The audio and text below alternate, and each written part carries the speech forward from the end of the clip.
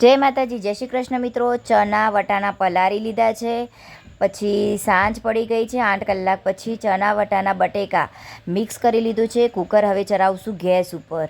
એના પછી બટેકા ચણા બફાય ત્યાં સુધી હું બનાવીશ ચટણી। ચણા વટાણા બટેકા બફાઈને રેડી થઈ ગયા છે। એકવાર મિત્રો જોઈ શકો છો તમે, એકદમ મસ્ત મોજના બફાઈ ગયા છે ચણા બટેકા વટાણા।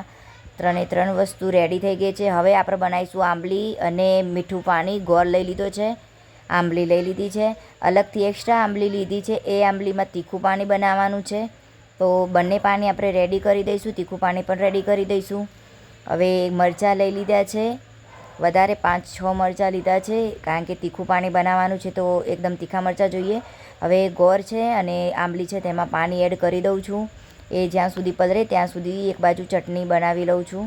તો એમાં ધાણા લઈ લીધા છે, ધોઈને સાફ કરી લીધા છે, તો ધાણા અને મરચાંની પેસ્ટ બનાવી લઉં છું। ત્યાં એક પાણી રેડી કરવાનું છે। હવે રગડાનો મસાલો તૈયાર કરી દીધો છે એકદમ મસ્ત। હવે રગડો એકદમ રેડી તૈયાર થઈ ગયો છે મસાલા સુધી। આ રહ્યો એકદમ મોરો રગડો છે, તમે જોઈ શકો છો મિત્રો। હવે પાણી એડ કરી દીધું છે, તો એકમાં મીઠું પાણી બનાવવાનું છે ગળ્યું, અને એકમાં એકદમ તીખું પાણી બનાવવાનું છે। આજે આપણે 2 પાણી બનાવ્યા છીએ, તો તમે જોઈ શકો છો કે તીખું પાણી છે આ બાજુ। હા, એકદમ તીખું પાણી છે। મસાલો મેં એડ કરી દીધો છે, જે જોઈએ છે। થોડો અલગથી એક્સ્ટ્રા એડ કરવાનો છે, એ પણ હું બતાવું છું અને એડ કરું છું। આમાં ગળ્યું પાણી છે, આમાં જે ગોળ અને આંબલી છે એ હજુ એડ કરવાની બાકી છે, હું એડ કરી દઉં છું। જોતા રહેજો, એન્ડ સુધી લાઈવમાં બન્યા રહેજો મિત્રો।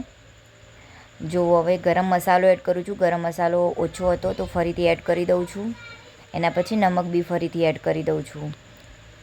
તમારે નમક જેટલો ટેસ્ટ હોય એટલું પ્રમાણે એડ કરવાનું હોય છે, જેટલું ટેસ્ટ જોઈતો હોય એટલું એડ કરી શકો છો। ધાણા જીરું થોડું ફરીથી એડ કરી દીધું છે। એકદમ તીખું છે, સંચર એડ કરું છું, તો જોઈ શકો છો એકદમ સંચર છે। હવે મસાલો પણ આપણો એકદમ ઓકે રેડી થઈ ગયો છે ચણા બટાકાનો, અને પાણીપુરીમાં પાણી ભરી લીધું છે। પાણીપુરી ઓકે રેડી બનાવી દીધી છે।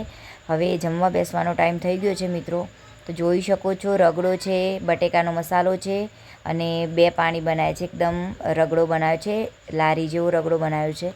બંને પાણી બની ગયા છે, તો જોઈ શકો છો એકદમ મજા આવે એવી પાણીપુરી તૈયાર થઈ ગઈ છે। ચલો મિત્રો, પાણીપુરી ખાવા।